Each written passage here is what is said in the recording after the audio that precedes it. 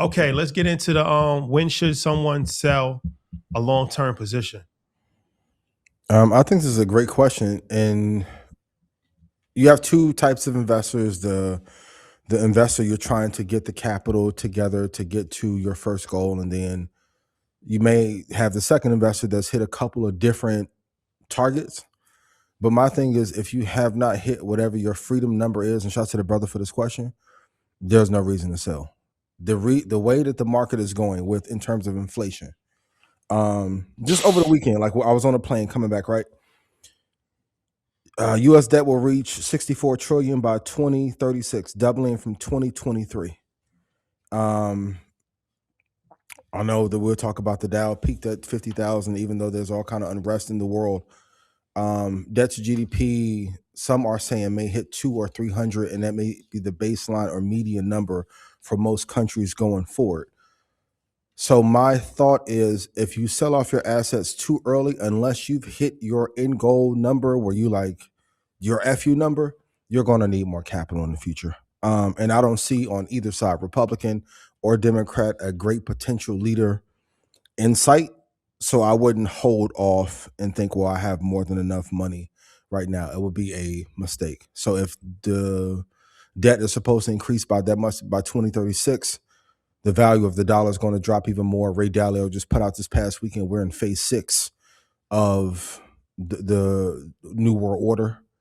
So now is not the time unless you've gotten to that mark of 20 million, 30 million, 50, or that other number that we talk about behind the scenes. Now is not the time to sell or liquidate. And I think it's important just to pay attention to the positions that you're in, because something like PayPal is down 89%. So when you start to see that your investments have taken a drastic turn, not just in price, but fundamental changes in the company, fundamental changes in the industry, they no longer have a competitive advantage. They no longer have a moat. There's someone else in the space that is more relevant than them, that's performing at a higher level than them. I think it's important just because it is. If you're not one or two in the industry, not to cut you off, but if they're not one or two, you got to let it go. Yeah. Yeah. Sorry for sure.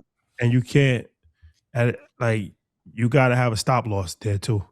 Like I said, 25% max. 25% stop loss. Yeah. Because like I said, PayPal's down 89%. So you can't just say, okay, I'm just going to hold it and hope for a miraculous comeback. You had $100,000 in PayPal, 10 years ago. Now you got $8,000. Like that's not a recipe to build wealth. I mean, real quick, job creation is the weakest since 2003. Consumer delinquency hit a 9-year high. Small cap financials are exposed to both. Debt to GDP 20 years ago was 60%. It's currently at 145. They're not going to balance the budget anytime soon.